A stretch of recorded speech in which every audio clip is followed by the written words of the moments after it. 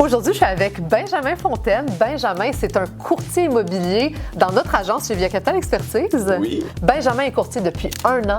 Puis dans sa première année, il y a eu une performance en immobilier qui ferait rougir bien des courtiers immobiliers d'expérience. Tu as fait 27 transactions dans ta première année. Exactement, 27 transactions. C'est exceptionnel, c'est vraiment wow. Merci. Puis ça, en plus, c'est en étant policier. Tu sais, toi, tu étais de police, puis là, tu as décidé d'arrêter ça. Ça faisait longtemps que je pensais à me lancer dans le courtage immobilier. Sauf que le confort me retenait à un endroit où, pour le salaire, le fonds de pension, puis finalement, j'ai décidé de foncer. Puis je suis tellement content de l'avoir fait. Puis cette année, j'ai décidé tout simplement de me lancer à temps plein comme courtier. Yes! Fait que là, dans ce podcast-là, on va vraiment révéler tous les secrets de Benjamin. Qu'est-ce qu'il a fait pour avoir une première année exceptionnelle? Parce que tu as été recrue de l'année chez Via Capital Expertise. On va montrer ton beau trophée tantôt. Good. On va donner tous tes secrets puis on va y aller dans les détails. Donc, si tu fais autre chose en ce moment puis l'immobilier là, t'attire full pin, ce podcast-là est clairement pour toi.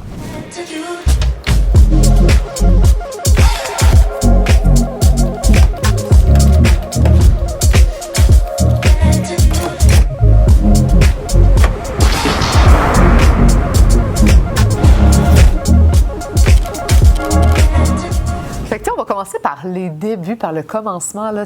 À base, ça vient d'où le courtage immobilier dans ta tête? Comment tu as pensé à vouloir devenir un courtier immobilier? Je me posais déjà des questions quand j'étais policier, à savoir, comment je pourrais devenir un entrepreneur puis être, mettons, mon propre patron.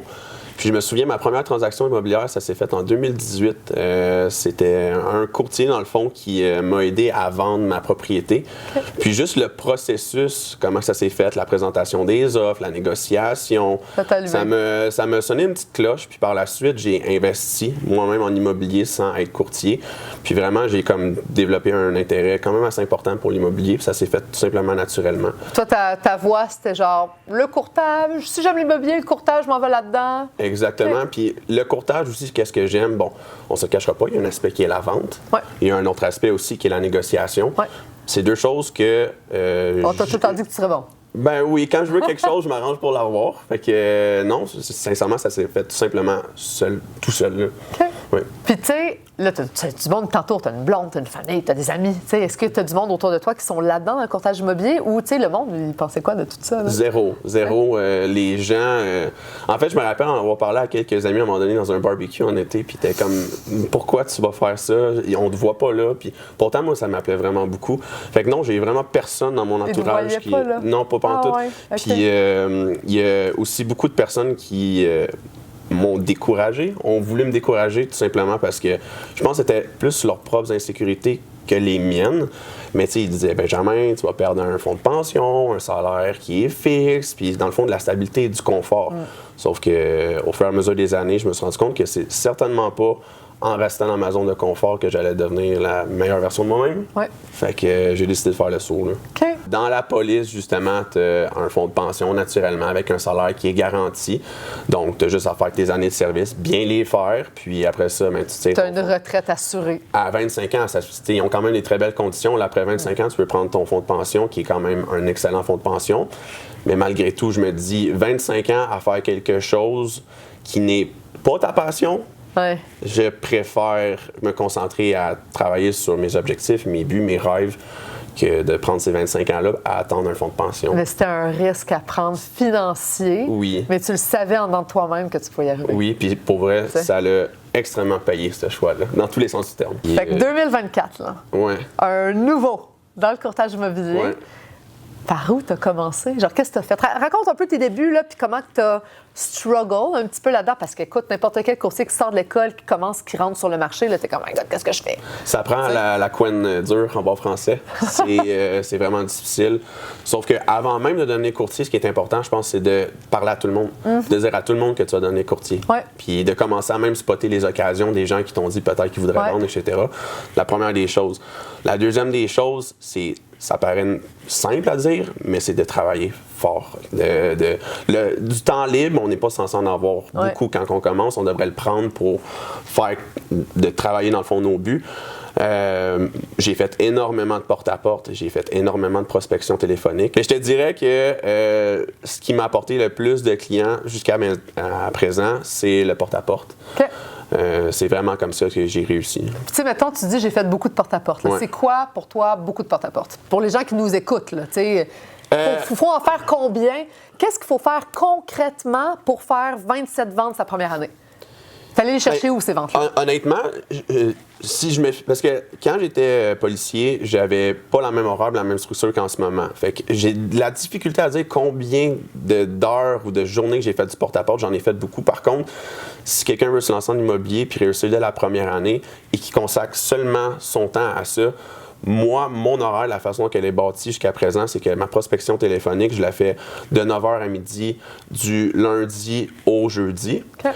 Puis du lundi au jeudi également, je fais 1h30 de porte-à-porte, donc d'environ de 4h à 5h30, parce que là, après ça, à 5h30, le monde mange, puis je veux pas y taper ses nerfs. Là, mais en gros, c'est pas mal ce que je fais. Puis après ça, c'est vraiment, tu sais, si on n'a pas de résultat avec les appels téléphoniques, puis le porte-à-porte, mais c'est faire preuve d'humilité, puis d'essayer de voir, bon, qu'est-ce que je dis de pas correct? Comment que je vends mes choses? Il y a peut-être quelque chose qui cloche. Là, de ne pas s'asseoir sur le fait qu'il n'y a pas de résultat, mais de réfléchir à pourquoi il n'y en a pas et qu'est-ce qu'on peut changer pour en avoir. Exactement. C'est pas d'attendre les occasions, c'est de les créer.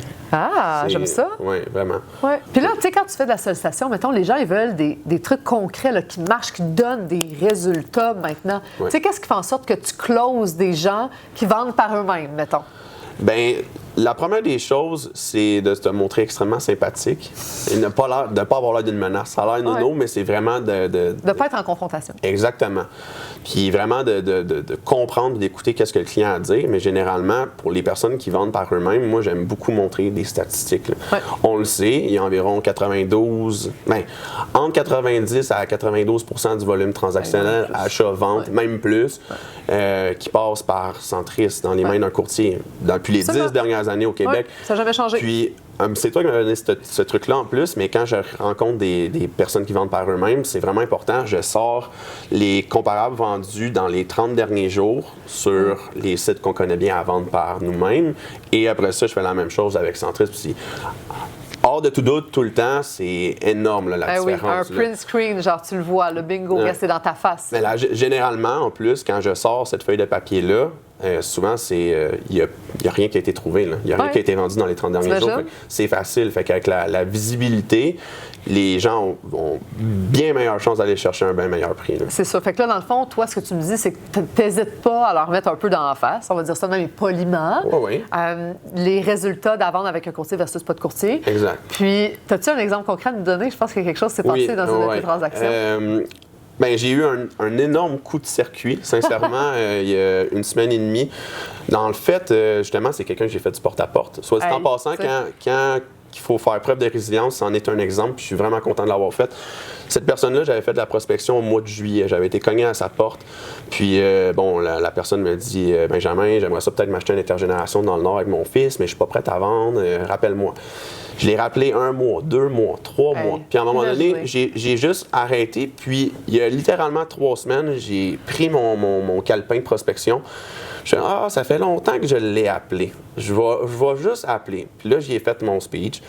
Puis il m'a dit, Benjamin, il faudrait que j'en parle à ma femme. Je dis, laisse-moi en parler à ta femme. Ça va bien aller. Puis finalement, je l'ai rencontré. Le lendemain, il m'a dit, Benjamin, on met la propriété à vendre. J'ai mis sa maison à vendre et c'est une maison justement à Mirabel. Quand je vous disais un coup de circuit, c'est que là-bas, les taxes municipales sont vraiment pas chères et la propriété, elle avait 2 stationnements, un grand terrain de 10 000 pieds carrés, capacité locative d'environ 2200 en haut, 1100 en bas. Fait que c'est quand même un très bon investissement, autant pour quelqu'un qui veut l'habiter ou le vendre, ou l'investir. Exactement. Puis, j'ai décidé de mettre un prix qui était quand même compétitif, mais pas dérisoire. Je l'ai mis à 599 000. En l'espace d'une semaine, j'ai eu 30-40 visites. J'ai eu 22 offres. Puis j'ai sorti la propriété à 685 000. Imagine. Ouais. Et là, justement, on parlait des... Il y avait un proprio que... Oh, excuse-moi. Oui. Ben, il n'y a pas de trouble. Il y avait un à vendre par propriétaire qui était à vendre comme pareil, genre dans le secteur. Pratiquement identique, dans le même secteur Saint-Janvier, la même chose. Puis cette personne-là, j'y avais parlé probablement, en fait, en même temps que mon autre client avec qui j'avais fait du porte-à-porte. Puis cette personne-là vendait sa propriété pour 615 000 $. Quand j'ai vu le coup de circuit, j'avais frappé avec mon autre client. Je lui ai dit, mon Dieu, je vais l'appeler, je vais juste y compter qu'est-ce qui s'est passé. Et quand je l'ai appelée, elle me dit, ben Benjamin, j'ai déjà vendu. J'ai dit, OK, à quel prix? 615 000. J'étais comme, non. Parce que non seulement elle aurait pu avoir les services d'un courtier, les assurances d'un courtier immobilier, ne pas s'occuper de la transaction, justement les visites et toute la paperasse, etc. En plus, avec son prix, elle aurait pu tout simplement couvrir mes honoraires en tant que courtier, mais en avoir encore beaucoup plus dans ses poches. Fait que des fois, c'est un no-brainer en bon français. Là. Je sais. Puis fait que là, on parle de prospection. Y a-tu d'autres choses que tu fais? C'est quoi les actions concrètes que tu prends à chaque jour, à part la prospection, pour être arrivé là où t'es? La discipline d'un, mais avant toute chose, je crois, pour réussir, peu importe le domaine, c'est d'aimer ce que tu fais. Ça sonne vraiment cliché, mais c'est pas vrai que quelqu'un va être capable de faire des... Parce qu'on s'entend... Faire de la sollicitation téléphonique, entre autres. Oui, mais au-delà de ça, comme toi, tu le sais, là, combien de fois tu fais des chiffres ou des journées de travail de 16 heures? Ça arrive régulièrement. Comment tu veux continuer à réussir à faire des chiffres à 16 heures en faisant quelque chose que tu n'aimes pas, c'est impossible. Fait que d'aimer ce que tu fais en partant, c'est la première chose. Ensuite de ça, comme je vous dis, c'est d'établir une discipline, un horaire qui est cadré comme ça. Si jamais il y a des choses dans cet horaire-là qui n'amènent pas de résultats, quoi que ce soit, on est capable de l'isoler, de le sortir de là, puis de regarder après ça les résultats. Ce que j'admire beaucoup, moi, de notre profession, des courtiers immobiliers, c'est parce que si tu réussis, mettons, dans le domaine, si tu réussis, c'est parce que pour vrai, tu es une personne qui est à son affaire aguerrie, tu as une discipline, tu as un caractère, c'est parce que vraiment, tu es une personne d'affaires. Oui. Pour réussir dans ce métier-là, il faut que tu sois de même. Fait que tous les courtiers immobiliers qui sont bons, là, qui réussissent dans leur domaine, c'est du bon monde engagé, puis sont vraiment compétents pour aider les gens à vendre leur maison. C'est ça que je trouve ça extraordinaire de notre métier, pour vrai. Parce que c'est tellement tough percer. C'est extrêmement difficile. On est quoi, 17 000 courtiers? 15 000 environ. 15 et 17, oui. C'est énorme. Il y a énormément d'offres. Puis les gens peuvent prendre n'importe qui. Fait qu'il faut que tu sois capable de te démarquer. Là. Absolument. Fait que là, on t'a nommé la recrue de l'année. Ben oui. Hein?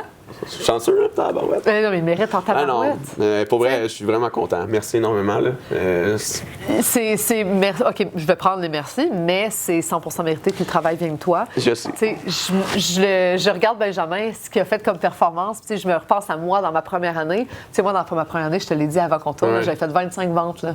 Il en a fait 27. C'est une machine, là? Oui. Si un jour je peux être comme toi, tabarouette. Tu sais, continue. Puis les possibilités sont là. Ouais. Tu sais, c'est juste pour dire, il faut juste travailler fort puis y arriver. Mais c'est vraiment pas facile. Non, vraiment pas. Il y a des moments, je suis certaine que tu as dû douter, te remettre en question puis te dire, hey, t'as dans quoi je me suis embarquée? T'as-tu regretté? Est-ce qu'il y a un moment dans le processus que tu as regretté de l'avoir fait? Non. C'est sûr que personnellement, moi, je fais beaucoup d'anxiété de performance. Puis, durant ma première année, pendant que je faisais ma job de police et de courtage immobilier, il y a des moments où ça a été plus mort. Je me suis dit, si j'avais pas ma job de police en ce moment, je paniquerais. Mais ça l'a fait en sorte qu'à ces moments-là, morts, j'ai fait beaucoup de prospection. Puis cette prospection-là me rapporte des clients en ce moment. Là. Ça fait des mois.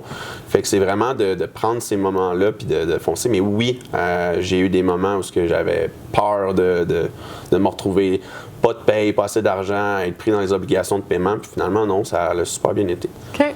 Fait que là, ça t'a fait réaliser un petit peu, puis tout le monde le vit, que ce qu'on travaille aujourd'hui est payant dans 6 mois. Oui, même des fois 1 an. Même des fois 1 an.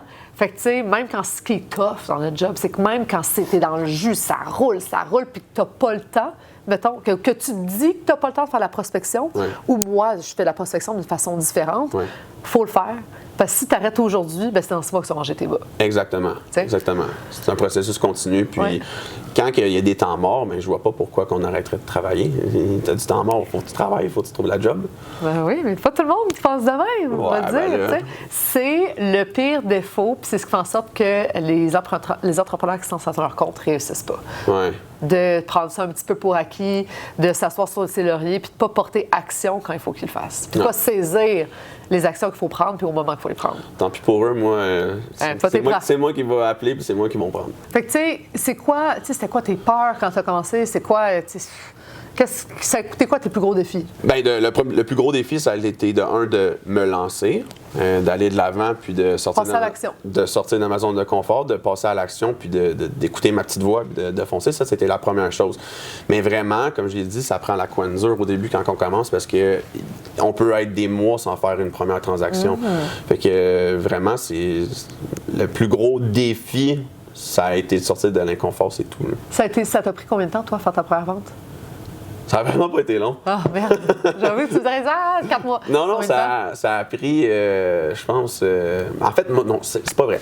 Ça m'a pris... Mon premier listing, je l'ai eu au mois de décembre, puis je l'ai vendu 3 mois plus tard. Par contre, entre-temps, j'ai eu la chance d'avoir ma mère qui avait besoin de vendre et d'acheter. Okay. Fait que ça m'a donné un petit coup. Mais à part de ça, non, ça a pris environ 1 mois et demi, je te dirais. OK, bon. Ouais. Ce qui est vraiment très bon. Là. Mais c'est parce que, comme tu dis, puis là, je vais juste revenir sur ce que tu dis un petit peu plus tôt. Oui.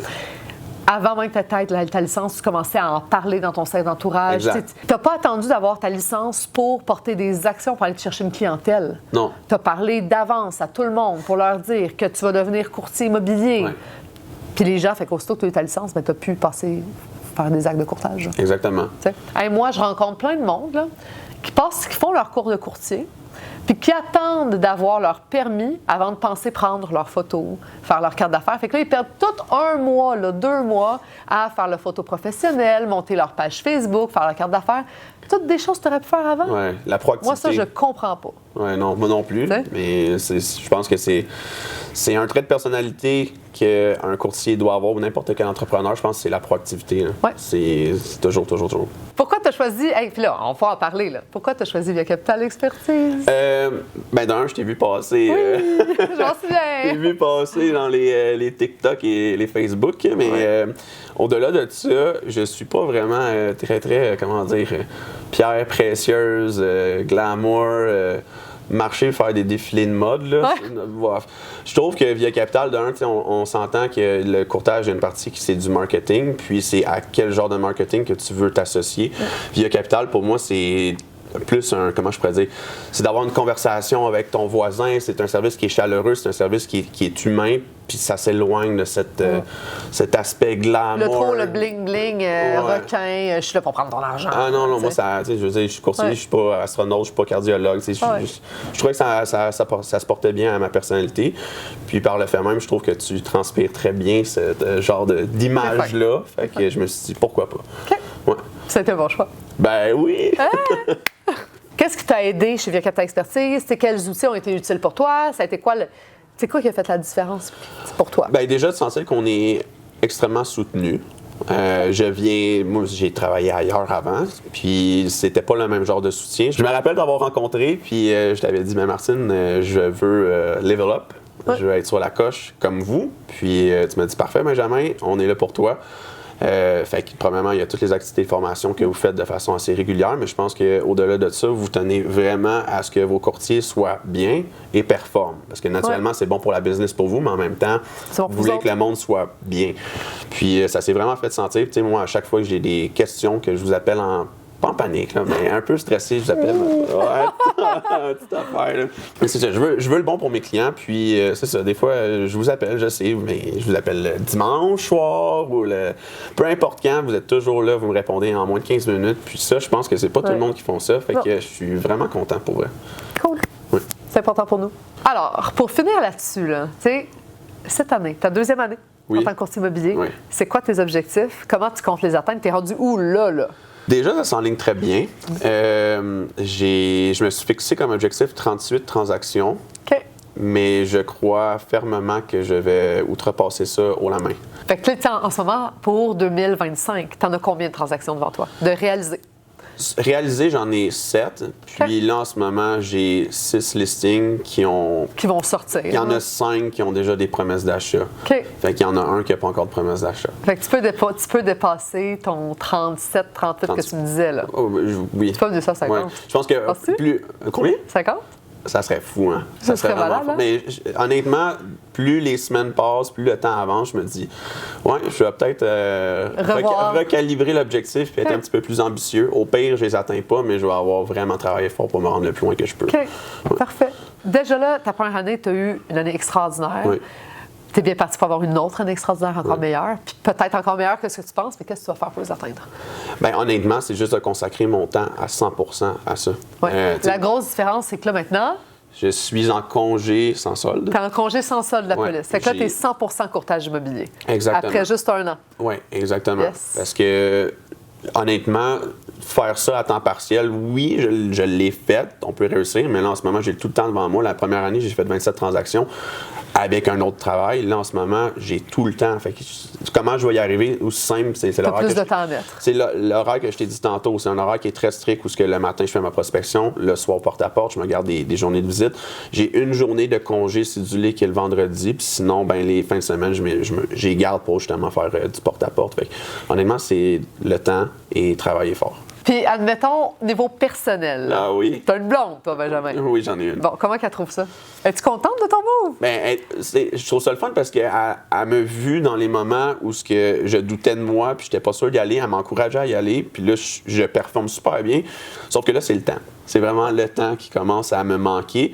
Fait que c'est sûr qu'il faut que je fasse du temps pour ma petite madame. Parce que là, des fois, c'est sûr qu'elle trouve ça difficile. Il y a des soirs. Pas de fin de semaine. De visite. Exact, des soirs de visite. Puis des fois, ben la chaise à la table à manger est vide, mais je me dis, c'est un sacrifice en ce moment que je fais pour un avenir qui est meilleur. Puis je pense qu'en fait, elle le comprend. Elle le comprend. Hein, Kim? Puis, mais le fait que tu aies justement mis un peu la police de côté cette année, ça doit faire une grosse différence. Ou pas? Non. Ah, non, mais on travaille plus. Oui, honnêtement, oui. Okay. En plus, c'était l'idée là, initialement de faire bon, ben là, regarde, ça marche pas, t'en as 2, c'est trop à gérer. Puis là, finalement, ben maintenant que j'ai juste le courtage à gérer, honnêtement, je travaille plus jamais. Plus jamais. Mais parce que t'aimes ça, puis t'as envie de le faire. Exactement. Ouais. Elle faisait partie de la gang de ceux qui t'encourageaient dans le courtage, de ce que j'ai compris. Ben oui. Ça a eu quoi comme impact là, dans votre relation, dans votre vie de couple? Ben, on va peut-être divaguer un petit peu, mais c'est que je pense que ton ou ta partenaire doit être là pour t'encourager à devenir la meilleure version de toi-même. Puis si elle m'avait dissuadé, ça n'aurait pas fonctionné. Je veux dire, c'est ce que je voulais vraiment faire. Je le sentais à l'intérieur de moi. Je veux dire, pourquoi qu'elle m'empêcherait de le faire? Là? Ouais.